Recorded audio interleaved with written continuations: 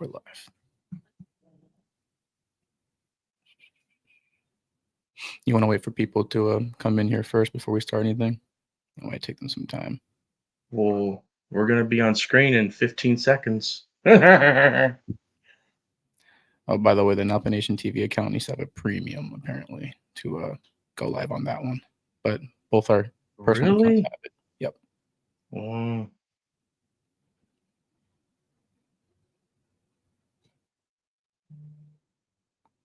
Okay. All the viewers are just ourselves right now, so we'll just wait for some people to come in before we start.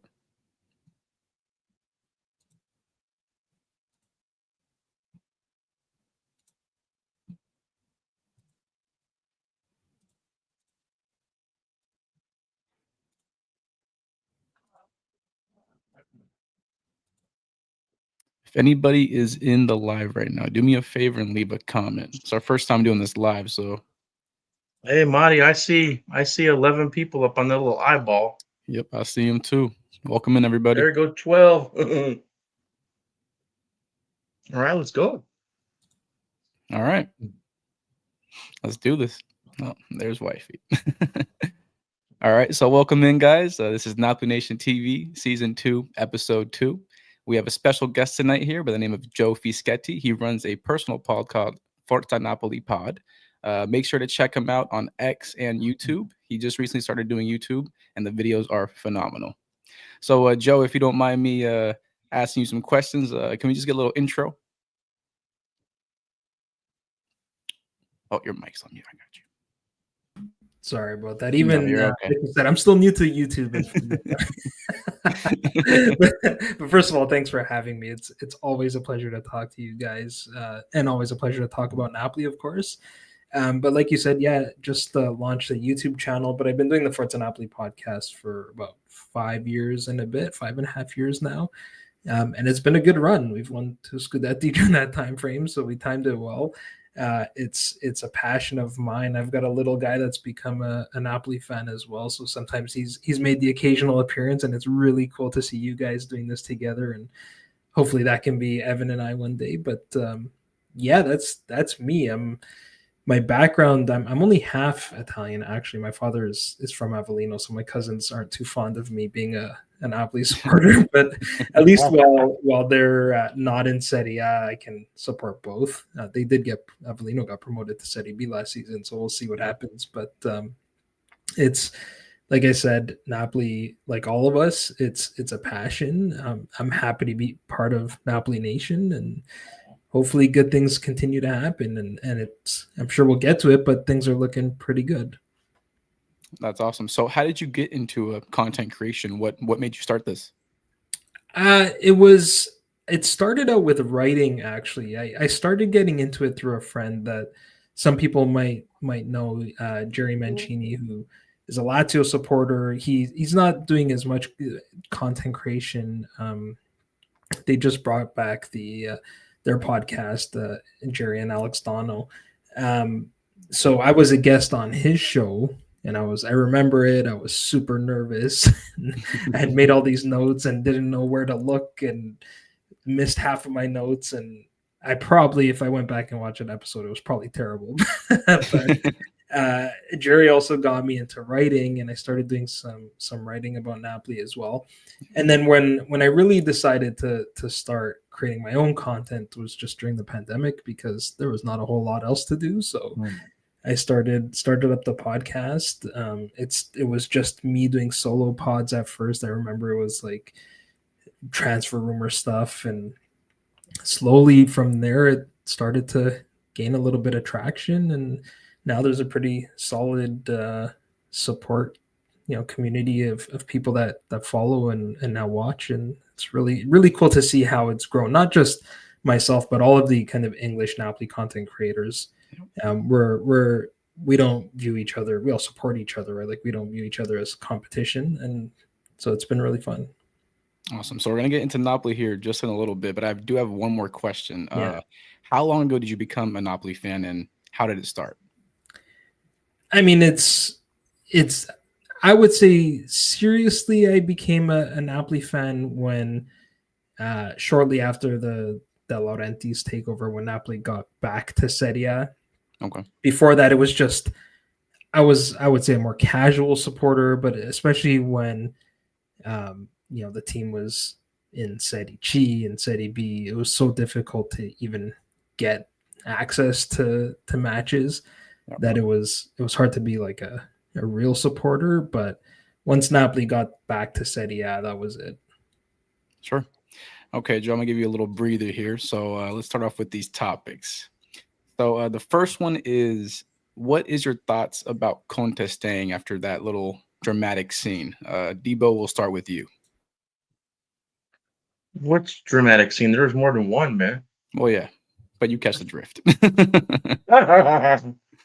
I mean, I was confident that they were going to be able to work through. I mean, are they really different from one another? Like, were they going to work through differences, or were they just going to mesh well because they're both very strong personalities that have a lot of pride? And ADL has transitioned completely into wanting to be a winner, and I mean, Conte is the epitome of being a winner. So, um, I absolutely was not nervous and like one of those guys that's going to say, "Oh, he's going to be gone in the middle of the season" or anything like that. But I knew that sometime Conte was going to be like, "Hey, bro, what's up? You're not doing what you need to do as a club." And when he said that one comment where he was like, what was it? There's some things that can't be done at Napoli. I was like, "Oh shit, what's going to happen?" And I don't even remember ADL saying anything about that. And I knew that ADL was going to be more quiet, but I have to admit, when he said that specific thing, I was like, let me sit back and see what's going to happen. Sure. So, Joe, what are your thoughts about Conte staying and how it all went?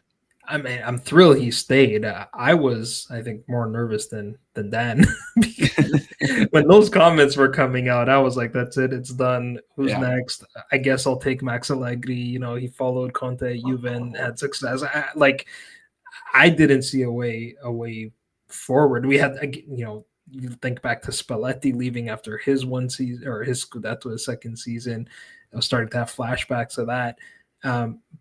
But Dan makes a great point, which is that De Laurentiis, I guess you could say, didn't take the bait, or if he did it privately, which was a small miracle in itself. I think, over time, ADL's had a lot of skeptics, a lot of haters, some of us on this live. But I think I think one thing we can give him credit for is for someone at his age, he still tends to learn his lesson. And I think he learned from what happened with Spalletti and made sure to not let it happen again with Conte. And I was just talking about this on my show yesterday, actually.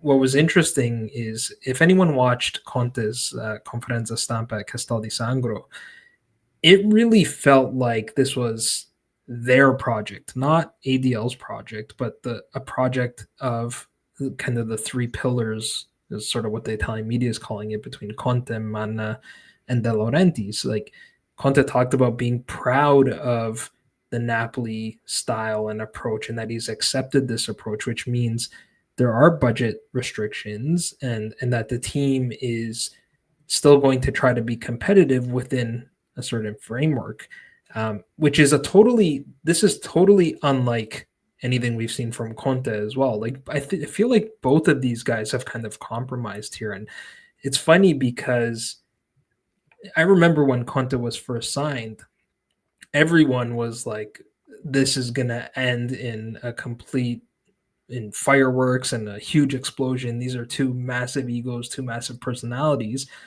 And who knows, maybe we'll eventually get to that point, but so far they've miraculously worked really well together. Yeah, I definitely agree. I thought Conte was definitely leaving. You guys point out a lot of good points. I really can't say too much, but I'm just glad that he stayed, and hopefully we can get a back-to-back Scudetto. I really think it can happen this season. We've had a lot of good additions, even with Lukaku out. I think people are underestimating Luka. It looks like we may be getting a Hoyland from Man U. So fingers crossed for that. You know, it's always good to have a backup striker. And yeah, let's get on to the next topic. Thank you, guys. So since we're talking about new additions, what are you guys' thoughts on the transfer market? Debo, we'll right back to you. So I know we talked about it our first episode a little bit, like our overall grade and everything. And I know part of that discussion was, well, you know, what is Mana going to figure out with the striker situation, with the surprising Lukaku injury? So like, let's just pretend Lukaku didn't get injured. You know, I mean, that's where you have to think, because that's where that had nothing to do with what Mana did. So I think that not getting Ndoye still rubs me a little bit negatively. So I would still say that was something that didn't really come to fruition like I was hoping it would. But overall, if you compare our market to the rest of the league, we have to be right there with Milan, if not just above them, for all the moves that we made, and even the departures.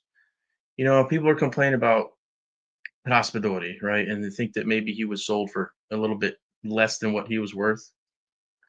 But it was time, man. Raspadori, he's never been a full-time starter, you know, and he wasn't going to be able to be that again this year. So it's hard to complain about that departure. It's sad. You know, he was a great player coming off the bench.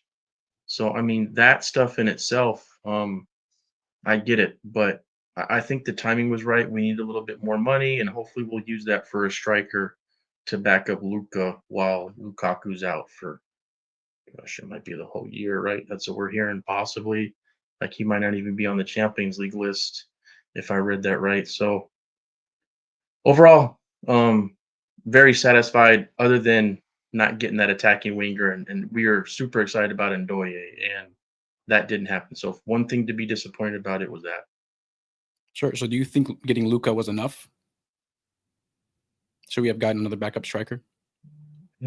Once we sold Simeone Raspadori, that's what makes sense, right? I mean, both of them play striker in their positions. I mean, Raspadori is a player that plays second striker, maybe behind the striker. You know, he can play winger a little bit. So, I mean, yeah, you sold both of them. It shouldn't have took Lukaku's injury to think about trying to get another striker. And Joe may talk about Ambrosini because he knows about a lot about him more than me, being one of the players that came out through the U system and played on Primavera and stuff. But he's still there, so maybe he's going to be somebody that can at least provide some help as a, you know, our third striker after we find a backup. But it's obvious we have to find a striker now, right? Yeah, I agree. Hopefully we get on that ASAP. Okay, Joe. So what are your thoughts on the transfer market overall? I've been impressed. I agree with Dan. Like, I don't think you can give it a 10 out of 10 because we didn't get Ndoye. Conte commented on that in the press conference as well. I think I don't disagree, even though he scored in his first game. I think Bologna was just asking for too much. We've seen this now. I mean, it's something we've done ourselves, where Italian clubs tend to add a premium when it comes to selling players to other Italian clubs. But I think Nottingham Forest paid like 10 million more than we were willing to offer. But everywhere else on the pitch, I think we've upgraded. In goal, we added Vanya Milinkovic-Savic, who most people consider an upgrade to Meret, even if they're going to split time. And even if they do split time, that's certainly an upgrade over Scuffet. At the back, we've added Bokema, who it sounds like will be sort of an understudy to Rachmani, but I think he's going to get plenty of minutes with all the games they're going to play. We added Marianucci, who's like a future investment. We added Gutierrez. We're on the verge of signing Wanlu, so massive depth improvements at the back. In the midfield, we've added probably the best midfielder of his generation in Kevin De Bruyne. So, you can't really complain about that. And there's still talks about potentially bringing in either an alternative to Anguissa. I can't remember the player from Lille, Diouf maybe. And Elmas as a sort of utility type player could return. And then, okay, yes, I mean, with the Lukaku injury, of course, we need to add another striker. I actually don't think they're going to keep Ambrosino. I suspect he's going to get loaned to a Serie B club or maybe even a bottom half Serie A club, just to make sure he's playing regularly. We are going to keep Vergara, which I'm quite happy about. I think he's a quality midfielder, even if it's just to learn from other guys. I don't think we'll keep Khedira. There's been reports that his medicals were postponed. I think that's just to have an extra bench guy for the first 2 games of the season, because I think at least the Sassuolo match, probably both of those matches are before the end of before the window closes, and there's still talks about getting another. Obviously, we now need to get an attacking player. I'm not sure though that, like, I don't know if I consider Raspadori a true number 9. Conte didn't really. I mean, I guess he did use him as a second striker, but if that's the way we're going to play, then we can use Neres there. We can use De Bruyne there. So I'm not sure we need 3 true number 9s, and I don't think they were going to get another one if Lukaku didn't get hurt. I guess the silver lining is that he got hurt before the window closed, because that would have been bad and maybe that would have been a case where we would have kept Ambrosino if this injury happened after the window closed and there wasn't any opportunity to get another player. So for me, it's, I don't know, 8.5, maybe even a 9 out of 10. It is pretty wild how much turnover there's been for a team that just won the league. But I think it was warranted, given that we weren't playing in many competitions last season and we're going to be playing in 4 this season. Sure, yeah. So who do you think will pick up as a backup striker to Aluka now? Well, I agree that Højlund seems to be the lead candidate. He was a guy that we were previously linked to, so that suggests to me that he's a guy that Conte likes. There's some uncertainty there. It's so hard to judge because, with all due respect to Manchester United, a lot of guys go over there and especially in the more recent kind of era, have not had much success. But the club has not really been well run. They never seem to have a real project. Certainly not like they did under Alex Ferguson. So it's hard to judge how he did.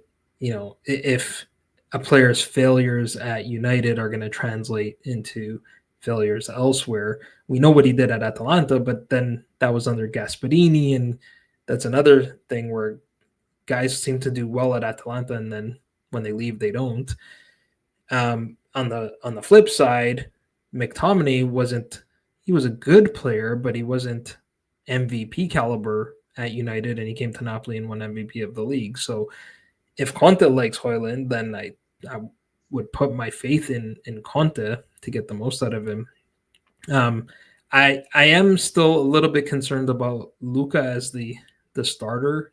I think he's going to have to play that role, but I think the plan was for him to also learn from Lukaku, and he's more raw, obviously, than that was another thing Conte talked about in that press conference, that Lukaku has 300 goals. So he's going to learn from Lukaku, and still can, right? Lukaku will still be around.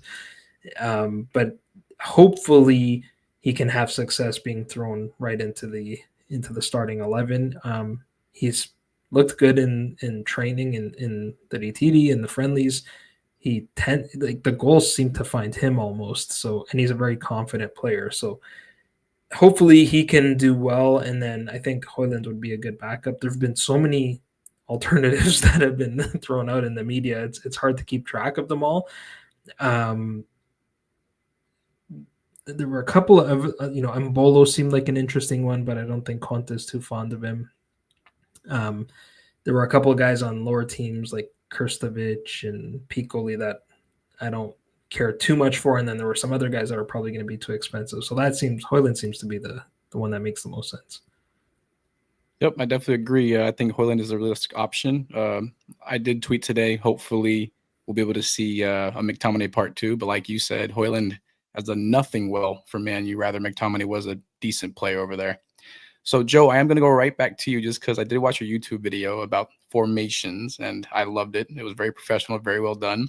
So what formation do you think Conte will end up doing?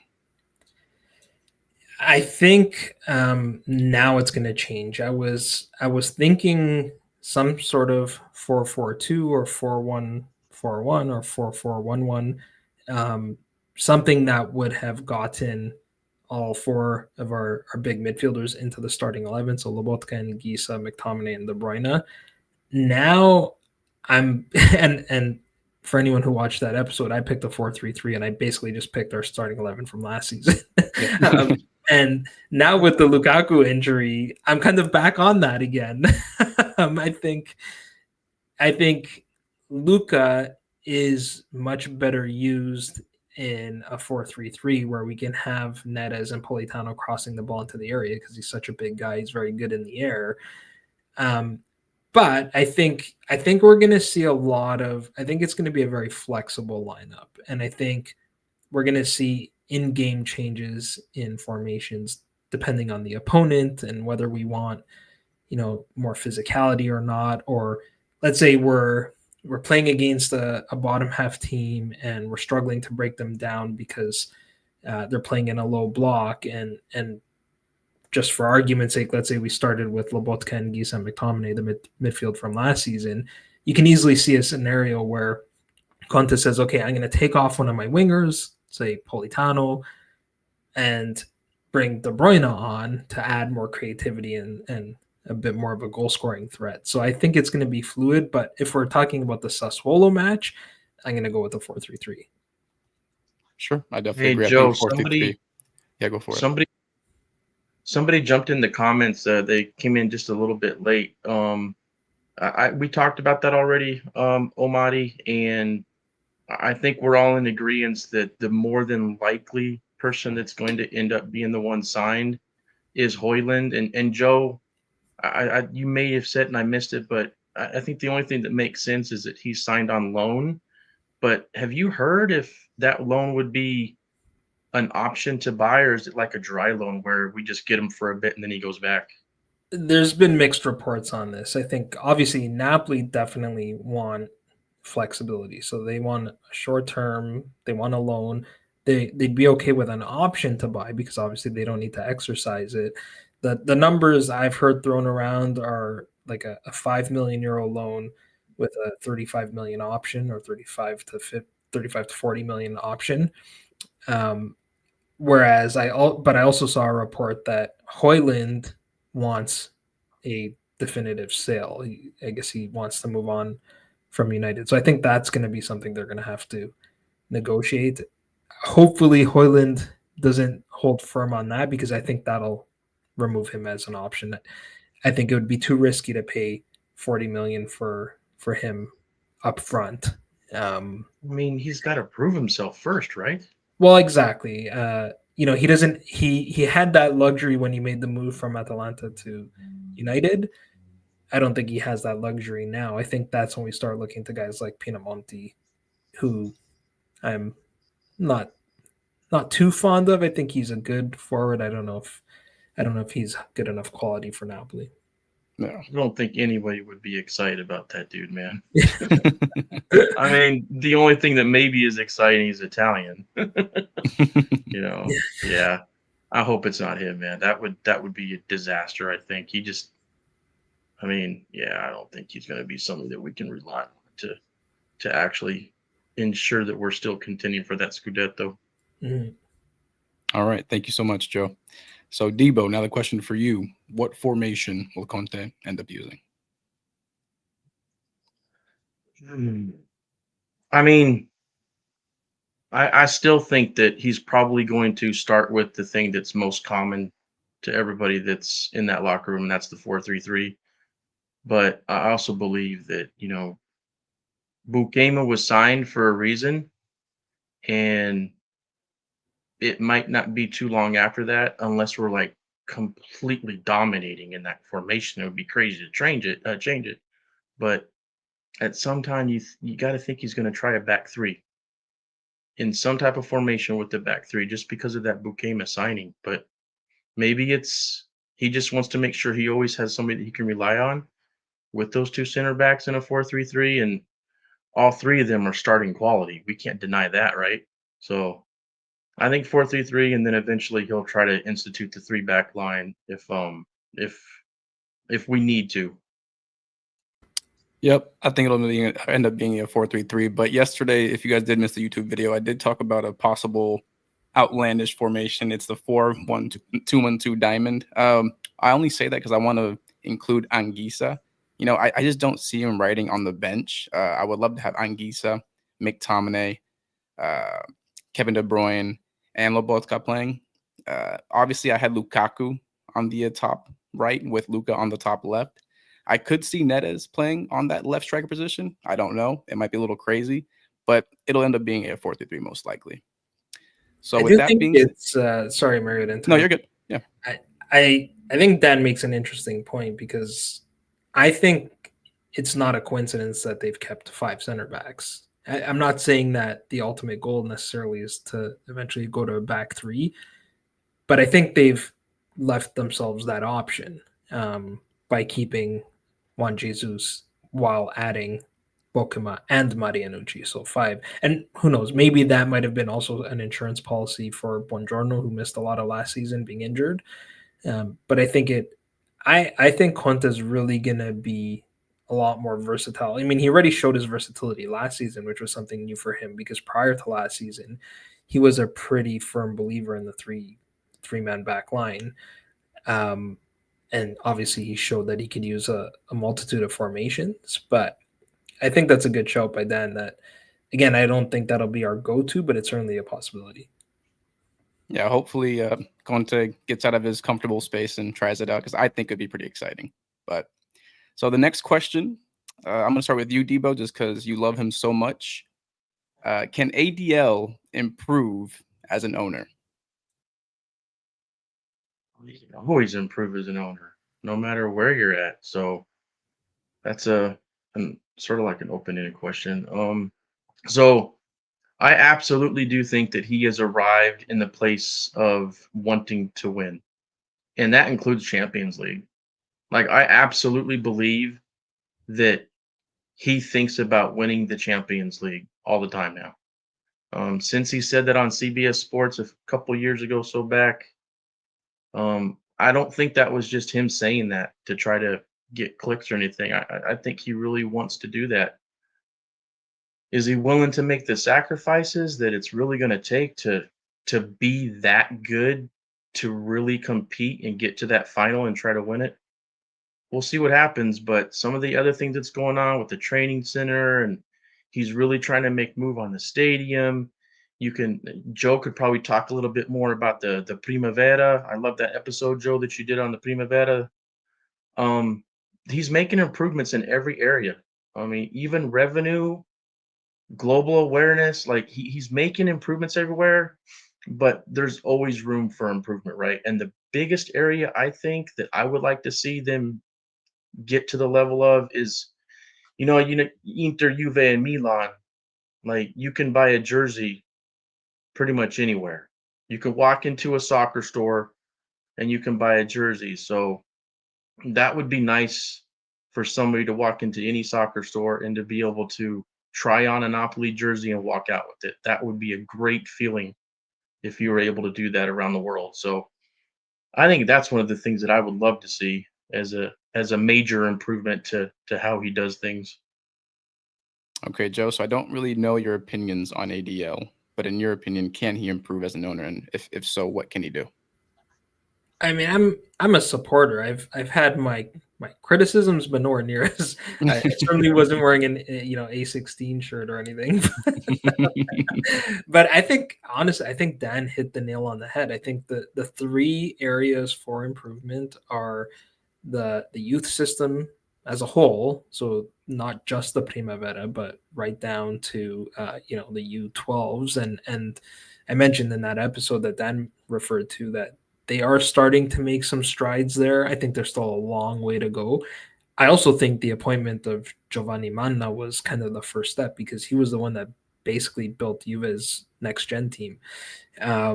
So that's certainly a good step in the right direction. The second is the stadium. I'm not sold yet. I know he's been to a lot of places and checked out a lot of areas and stuff. Actually, Michele from Get Napoli Tickets posted a thread today talking about the stadium situation and how the city is willing to invest, I think, 10 million euros to make some improvements to get the third ring open. And there's designs to renovate the bottom ring to bring it closer to the pitch and I guess get rid of the racing track and be more similar to a Premier League stadium. But De Laurentiis is not on board with that plan. He wants to build his own stadium. So we've been talking about the stadium for a really long time, and I'm kind of at a point where it's like until I actually see a shovel go in the ground, I'm always going to have a little bit of skepticism about that. And then the third piece is the what Dan said is the international marketing access to merchandise. A friend of mine actually today called me and said he went to some new soccer store that opened up here, and they had Juve merch, or shirts and merch, Milan stuff, Inter stuff, Roma stuff, but no Napoli stuff. And he asked them, "How come you don't have any Napoli stuff?" And he said it's just too hard to get from the club. So if even stores are struggling to get stuff to sell in North America, I think there's a long way to go there. I remember when we partnered with Amazon, they were like our shirt sponsor. ADL made some comments about opening up like a warehouse in Mexico or something like that. And I guess what he was trying to do was get Amazon to do it because it never happened.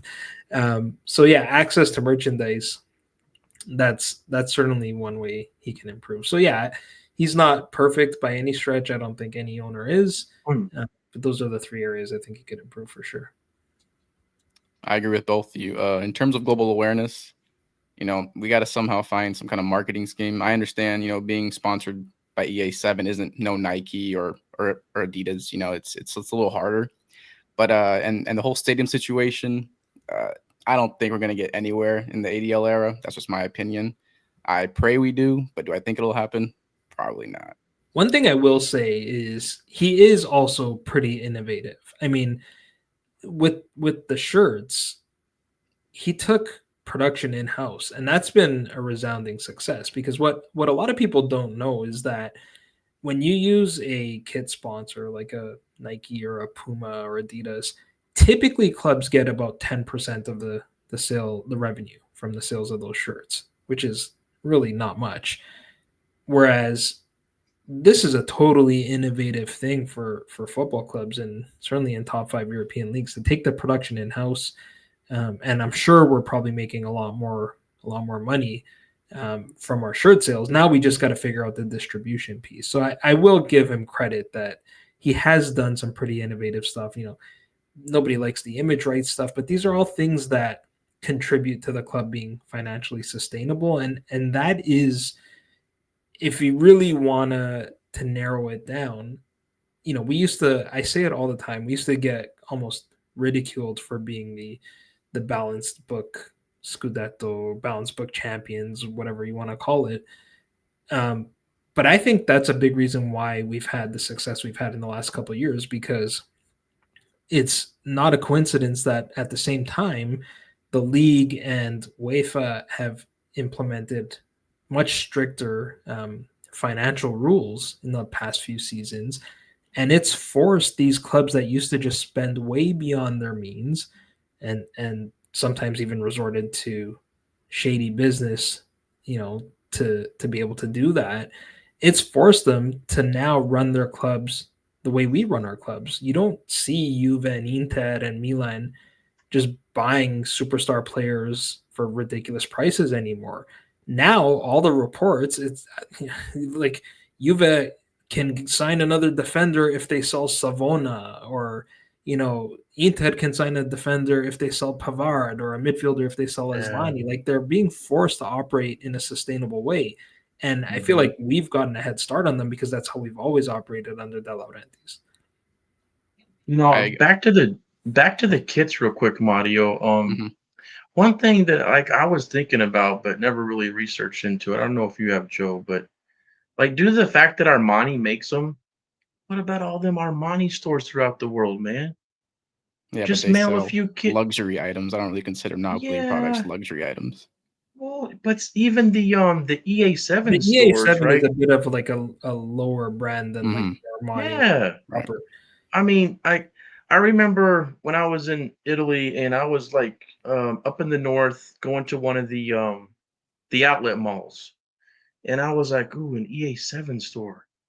Oh, please, please." I was like, "I'm gonna walk in and they're gonna have Napoli gear, just No a shot. kit. That's all I want to see." Nothing. Yeah, It's I like think, but that's got to be easy, right? Like even in northern Italy, there's Napolitani all over Italy, bro. Like just put them in the EA7 stores throughout Italy, even. yeah, but they're not the producers, right? Like they're like design partners, so I think they help with the design. That being said, surely we can call up Zio Giorgio and ask them for like some tips on just distribution, right? Like they know how to get their goods all around the world. If we're trying to figure that out, there's an easy person to reach out to there. So yeah, I think it makes me wonder if we even have any desire to, or if the club is just kind of content with the Hmm. current model. Yeah, I think that might be it more than anything, to be honest. Yeah. I hope the ADL haters enjoyed that segment of the stream. But I the I next don't see nobody in the chat saying anything, so they must no, have no, loved it. no, they must not be in here. So this one's a little bit of a iffy question, just because a lot of trolls on Twitter like to make fun of the whole dynasty talk. But Oh, if Napoli win the Scudetto this season, should we be considered a dynasty? Debo, I'll let you go first, just because I know you're pretty big on this. ooh. So 3 out of 4 Scudetti. I mean, when's the last time a City A club did that? Well, Juventus got like 9 or 10 in a row, so. It was like 90 in a row. Mhm. 3 out of 4 Scudetti, I think that's a no-brainer. That is the beginning of a dynasty. I don't even think that's a debate. I think you can debate it right now, depending on what we do this year. And the definition of a dynasty, like for me, is not like winning the trophies all the time. It's winning a few here or there and always competing to win them, right? Like that's the real definition of a dynasty is always being somebody that's striving to win them and win a few. And if we win 3 out of 4, let's just erase a Garcia year. That Garcia year for me is just it's a wash. I mean, it's almost like it didn't happen. Like when you really, really think about it, it was just a huge mistake by ADL. His ego got the better of him, but he learned from it. And anybody that says that Napoli is not one of the favorites, I can understand co-favorite, but to try to say that Napoli is not at least a co-favorite to win this year, even with Lukaku's injury, because we're going to get a striker, they're just hating, or they're not being realistic, or they're just trying to set themselves up not to be disappointed. That's just me. Okay, Joe. So what will it take for Napoli to become a dynasty? I think 3 out of 4 would probably do it for me. I mean, we tend to use the term dynasty for North American sports teams, and the North American sports model is different, right? It's franchises and there's salary caps and structures in place to make those leagues extremely competitive, so that in any given year any team could win the league. But we all know that football is not structured that way. And so for me, I think it's important to note that we're not talking about Juve, Milan, or Inter winning 3 out of 4, because the system is or has been in the past built for them to succeed. We're talking about a club from the South winning 3 out of 4. So to me, that is an important note to include in the discussion. I think the criteria for a dynasty might be different for a team from the South compared to a team from the North. And that might just be my Napoli bias. But whether we call it a dynasty or not, it would be unheard of for this to happen. And as of today, I think, at least according to the sports books, maybe not so much according to like Opta, but we're the favorites. So Yeah, that Opta thing And is such a that's and joke. yeah, man. And Joe, that's even taken into consideration of what Napoli did with Diego Armando Maradona. mhm. Like our team then was absolutely the best team in Italy for that 3 or 4 year span. And they won 2 Scudetti. If we win 3, I, I I don't even think it's debatable. 3 out of 4, whatever it is that they say in Italian, for a team that's dominating the league, that's us. If we But would get you 3 out of 4. consider it a better team than the Maradona era? Because that team also won a UEFA Cup. And to me, it's like I would take two Scudetti and a UEFA Cup over, which I mean, a UEFA Cup is not. It's more than a Europa League, right? Because of the way Yeah. it's No, structured. for sure. Yeah, I absolutely understand where you're coming from when it comes to that, but I do think that Napoli, if not this year, next year, I really believe that if our cards are played right and we don't have any major injury crisis or anything, to me, the Lukaku injury, it's a striker crisis, right? But I don't think it's an injury crisis. I think we can figure it out. We can find goals from other players. Conte's a great coach. I there's nothing in me that says that by next year we can't be going to the Champions League final. Not this year. I'm not crazy, but next year, if Conte stays, why not? I mean, why not? We get 2 or 3 more pieces, especially with the fact that the Italian league right now, the massive clubs, the clubs that have all this history and all these trophies, and you know, all 3 of them right now, they're not what they used to be, bro. So it's our opportunity to dominate the league and be able to put a little bit more focus in getting results in the Champions League. And I guarantee you, man, Conte, when he goes home every night, that bro was thinking about the Champions League because he's never done anything in it. So I hear you. UEFA Cup was a big deal. And that team with Maradona was no joke. But But they they also didn't have win 3. Well, they didn't. Well, man, they had some good players, man. yeah, they did. It wasn't just him, bro. I mean, Yeah, the Magica combination it was special. yeah. They had a good defense. I mean, it was a great team, and they had great Serie A teams then too. I mean, it was super competitive, but we take advantage of the weakness of the big 3, and we focus on the Champions League this year and next year. Why can't we make the final? Why not? Yeah, I think we need That's to just me. see Conte needs to prove it to us this season that he can compete in multiple competitions because that's always been the criticism of him. I completely agree with you. I think he's got a bit of a point to prove on in that regard. And then if Inzaghi made 2 Champions League finals, so it's not unheard of for an Italian team making the final. I think Inzaghi is an excellent tournament manager, cup manager, and was really, really good at balancing multiple competitions. It ended up costing him in the end last season because Inter ended up with no trophies. But I think we need Conte to show us this season that he can actually compete in multiple competitions, and then sure, why not? I think next season it might be a possibility. Yeah, I think the biggest worry about Conte, or his biggest flaw per se, is his rotations. And speaking about rotations, let's get into the UCL. I'm hoping that he improves what he's done in the past. Like I said, that's his biggest flaw is his rotations. We have picked up some pretty important pieces, but Debo, in terms of UCL, can Napoli make history in the UCL and get past the quarterfinals?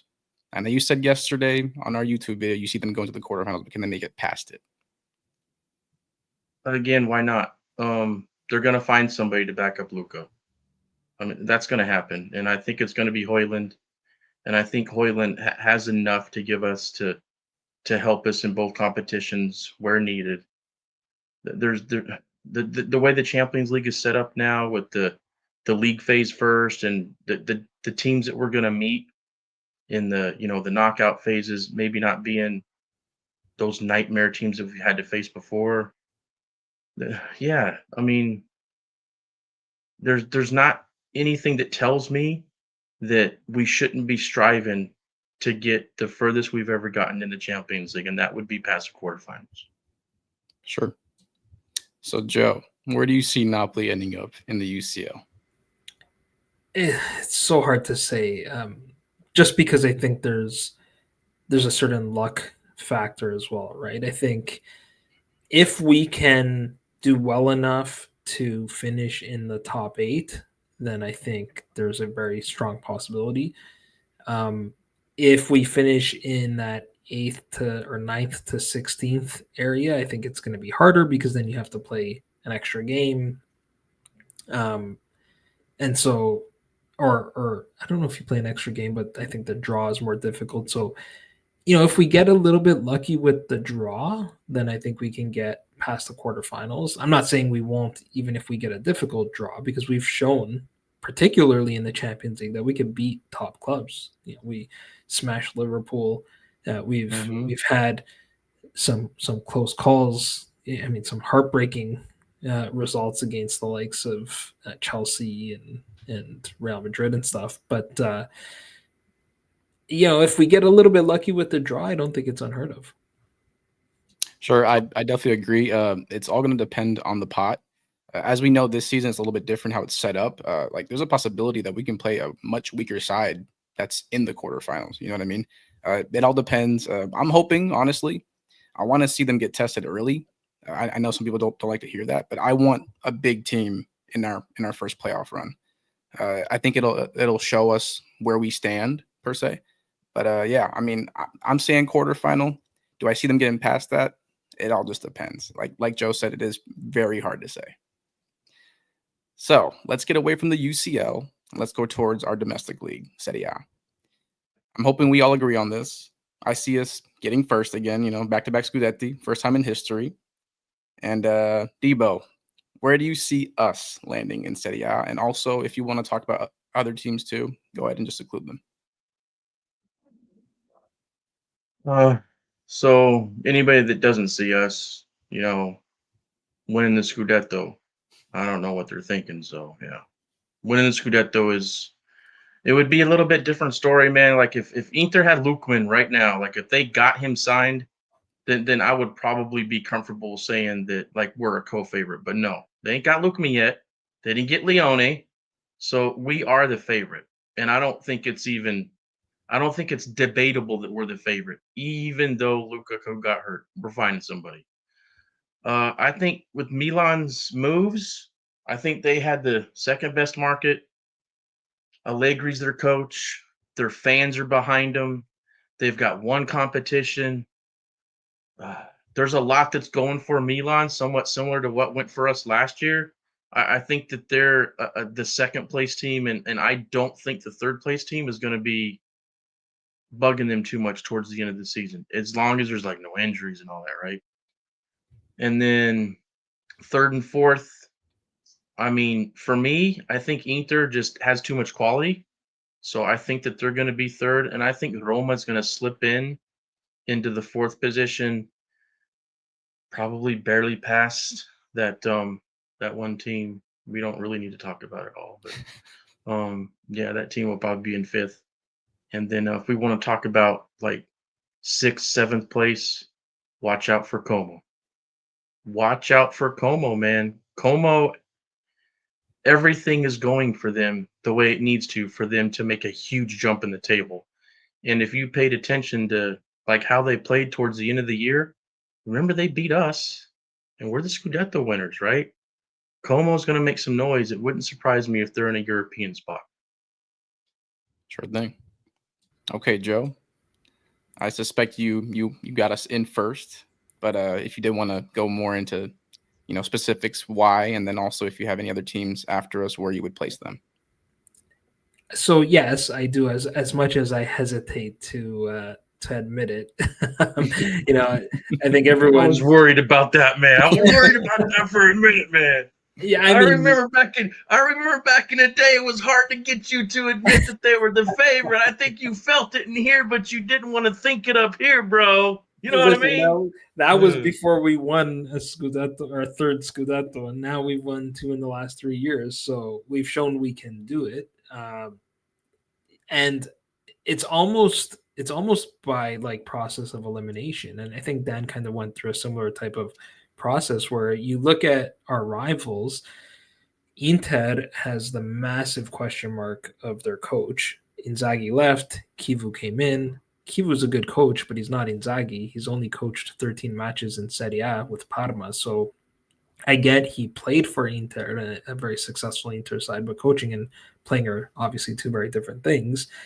They're an aging squad. They haven't really. I mean, they've added some nice pieces. Sucic is a good player, but to Dan's point, they've missed on a couple of their targets.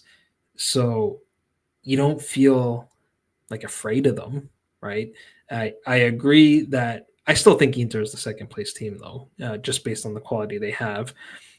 I agree that Milan is a bit of a sleeper pick. I think they've had, I would even argue,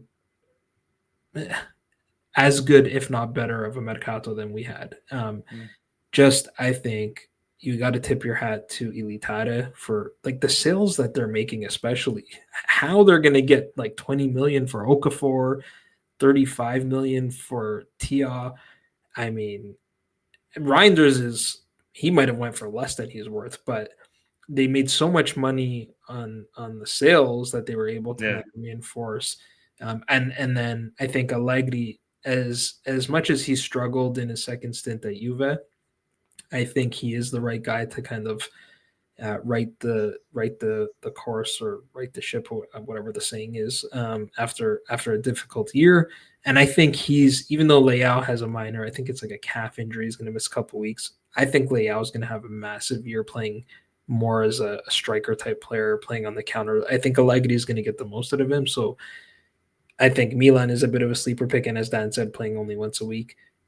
Juve, this was something we talked about yesterday as well, where again, you look at. Oh wait, Joe, hold on. This is Napoli Nation. What did you just say? I'm just kidding, bro. Yeah. No, I mean, you need to add another word to that Juve at the end, bro. I'm just kidding, man. I'm just kidding. Go ahead. But the thing with Juve is that Tudor as the coach wasn't really their preferred choice, and the same can be said about Kivu.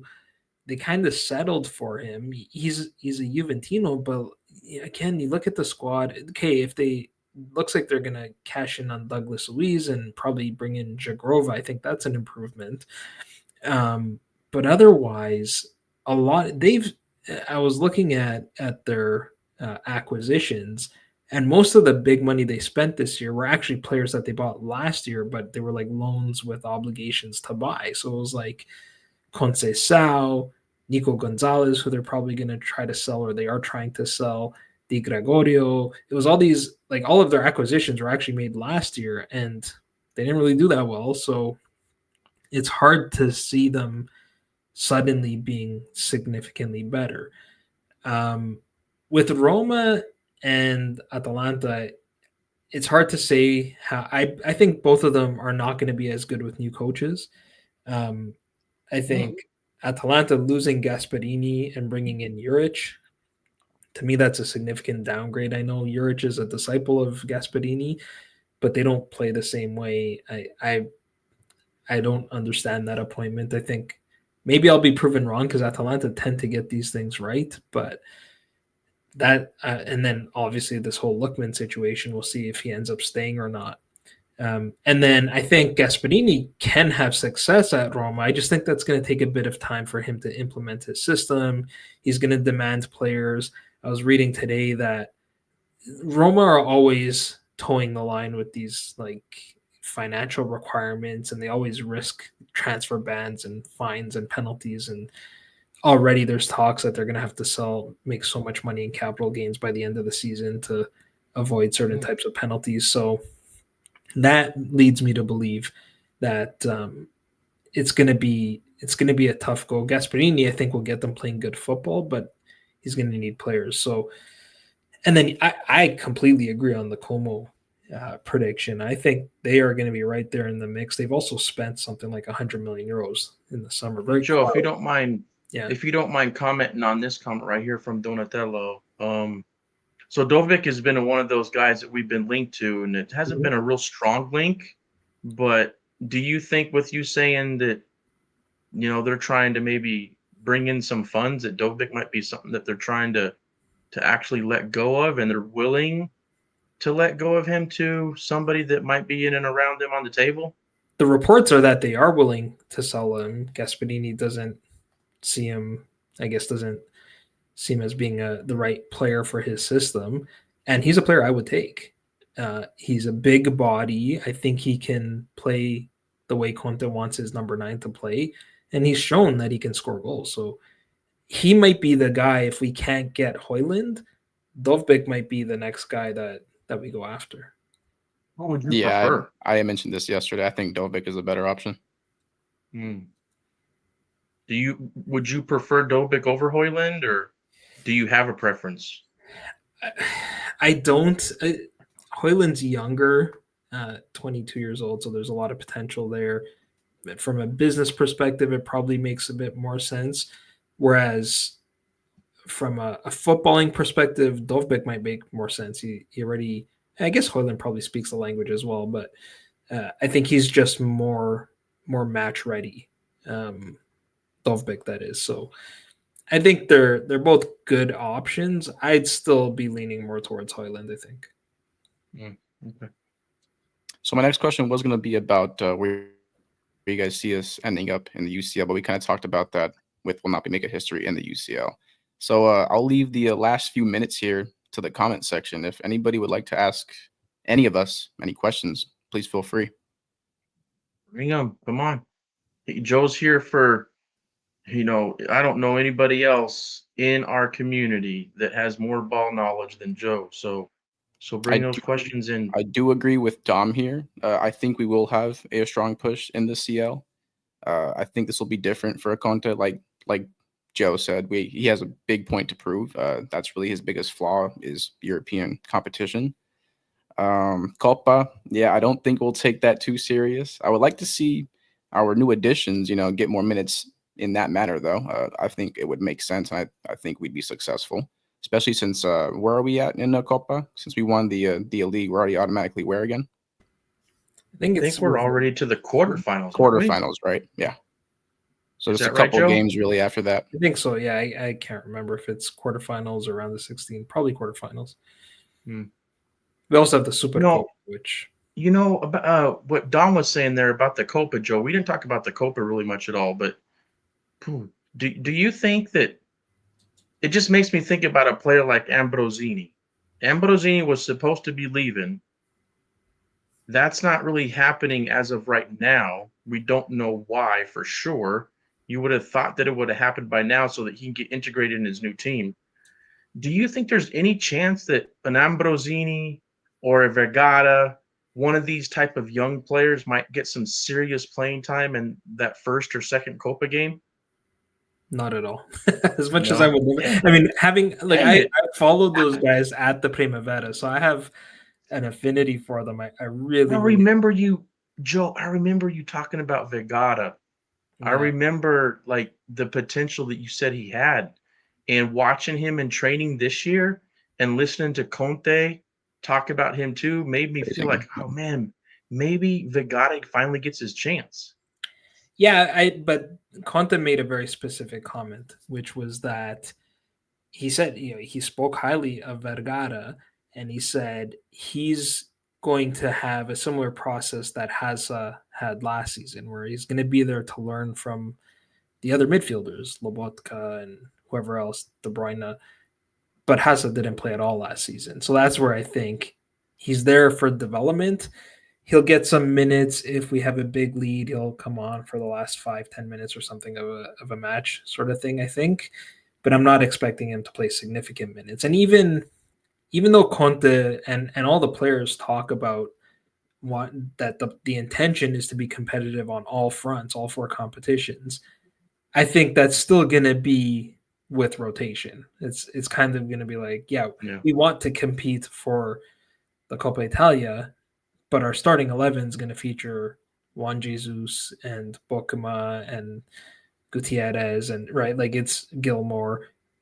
Still, I mean, you look at our depth now, we have a very strong Club B team that I think can still compete in the earlier rounds. Obviously, as you get deeper into the Coppa Italia, I think you'll start to see the regular starters feature more. But on Ambrosino and Vergara, I don't expect a lot of minutes. As I said earlier, I think Ambrosino is still going to get loaned out. All right. Donatello here is saying that he's wanting to ask a question actually about Sanchez. The last thing I saw, I don't know if you saw something else, Joe. I think they're still struggling just a tad on the resale value that they want to try to get out of him. Is that the last thing you saw, or Am I Yeah, missing it seems something to there? be getting closer and closer. Uh, we were pretty firm at 17 million for a while, and then I can't remember which EPL team, Wolves maybe, offered 20 million plus a 20% sell-on fee, and then all of a sudden that became the new price. It sounds like 20%'s crazy, don't you that's think? wild. Especially for a team that can't register players because of their financial issues. um, so it sounds like they're going to settle on 18 million and like a 5 to 10% sell-on fee, which I can live with, I think. Okay. So, Yeah, I quick think question But Sanchez here. definitely is. it's not a Yeah, done go for deal it. Yeah, yet go ahead, Marty. in There you go. response Go to for that it. question. No, I was just gonna say I think Sanchez has made it clear through his agent or however those things are actually posted and mentioned that he only wants Napoli.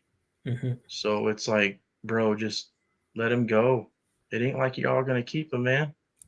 And that You was know, after so they gave him the number 16, which is for Sevilla is a famous number. But I mean, the good thing, what I do like, and this is something I've been saying for a few seasons now, is that, and Conte has echoed these kind of sentiments, is that I only want players that want to play for us. Um, if you're not on board, then Conte said, like, if you don't, if you players now, his policy is if you want to leave, you're free to leave because it means you don't want to be with us. And that's partly why I was okay with us not getting Ndoye, because he was clear that he didn't want to ruffle any feathers with Bologna. He respects them, and I get that, respecting your current club. But you look at Bokuma, for example, that deal happened quickly because he wanted it to happen that badly. dude, Bochum, the deal happened quickly with him because he just wanted to say why you. He just wanted to be able to say why you and not sound, you know what I mean? Yeah. That was so cool when he said that right away. Hey, Dom's in here asking about, we talked a little bit about Milan already and everything, and just in our predictions. But Joe, I mean, do you think that with Allegri that they can go all the way and have a chance to contend at the end of the year, specifically with Milan and Allegri being like the reason that they could contend? Is he that good? Can he get them there? I mean, wasn't it his Juve that also played once a week and did not come anywhere near winning the Scudetto? So I think the once a week thing is really depends. Like, again, Juve played once a week and didn't compete. We played once a week and we're just barely able to do it. Um, I have Milan as an outside chance. I don't see them as being a strong contender. I think maybe next season, depending on where they finish this season as well. And if they finish in the top four, then they're going to have a similar type of process or similar summer that we've had this year, where they're going to have to beef up the squad to be able to compete in multiple competitions, and that could make it more difficult to compete in Serie A. But I still have them as an outside shot, not as strong contenders. Well, a quick shout out for the show called Tutto Calcio that's on Tuesdays and Thursdays. We have a Milan fan in there. And he's been, putting his chest out a little bit, saying that Milan's gonna be a problem for us. Um I plan on having that dude on a live here soon before that Milan game when we're going into San Siro to take them out, and we'll see where he's sitting at then. If you're in here listening, Francesco, why don't you say something? If not, I guess you're scared. I feel like Milan is going to be a strong contender. Like, yes, Joe did make some very valid points, but I know people aren't going to like to hear this, but I'm very fond of Massimo. Like, just what he did with Juventus. I understand that the Serie A was a bit weaker in general there. Hold on. And then you can say the same You're thing about Napoli. You know how what's his name from CBS Sports? I already forgot his name. How do I forget his name? I'm having a brain Mike fart. Grella. Mike Grella. Yeah, he made that point that's saying Napoli only win when the big three are much lesser than them. That confused me. But the same thing can be said about Juventus when they won 9 or 10 in a row. But I do worry about Milan. They had a really strong transfer market, as you mentioned, Debo. And yeah, we'll just see where they go from there. They did do well in the preseason, but preseason is preseason for a reason. The regular season, once that comes to fruition, we'll really see who's real and who's not. So Robert mentioned here, any chance we sign Lookman? Great show, guys. Thank you so much, Robert. I don't even want to talk about Lookman. I'm just going to jinx it. Who wants to talk about Lookman? I don't believe in jinxes. So, is there a chance? There's a chance to do anything. Were we linked with him? I think we were at some point, whether it was a serious link or not. Would ADL like to be put on that stage saying that he was able to figure that out and make a huge signing like that? I mean, I'm sure ADL would love the praise and all that. Would Conte like him as a player? Yeah. So, I mean, there's always a chance. I just think it's too much money, though, bro. You don't think Victor called him up and told him about Napoli? Oh, for sure. Like, I didn't even think about that. Good point. I mean, that might make it like a 0.01% chance. Yeah. And What do you think, Joe? Victor might have called him up and said, it's the most passionate place you'll ever play in, the greatest fans in the world, but the owner's Pazzo, he's out of his mind. That could go both ways. I think I agree on, like, I think Percassi said if he's selling to a Serie A club, it's got to be 50 to 60 million. That's a huge sum of money. We have the money, but I think especially with the striker situation, our priorities are elsewhere. And I don't view Lookman as a striker. I certainly don't view him as a Lukaku alternative because we know how Conte wants his number 9 to play. So I think it's agreed. It's possible. I just think it's, unless ADL just decides to go all in and make Lookman like the Cavada replacement and still get a striker and still get an alternative for Anguissa and still get Joe, I give ADL a kiss on his forehead if that means a lot coming from him. That would be like two kisses. 2 kisses, wow. Man. Yeah. So hey, Dom's in here still, and we gotta talk a little bit more about Mr. Grella. This guy attention, Grella. Oh my god! Did you hear what he said, Joe, when he made his prediction on CBS? Did you get that clip when he was talking about his predictions?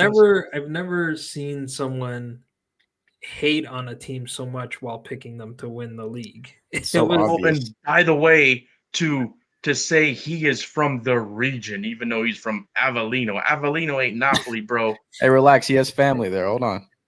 Well, but Avellino ain't Napoli. You know what I mean? And he said, I'm from Avellino. If I remember right, that's what he said. But yeah, man, he couldn't help himself. Maybe CBS is just trying to get him to do that so that they can do that whole thing with him and Marco and all that. I don't know, man. But yeah. Anyway, we'll see. We'll see if he continues that throughout the year. So yeah, Donatello, I do think our starting 11 is stronger, but I'm just worried about Conte, how he's gonna react to having to play Champions League now. And like I said, his biggest flaw is rotations. So, you know, I'm hoping he does well in that aspect. And if he does, I don't see why we would flop getting first. But Milan definitely do worry me a little bit.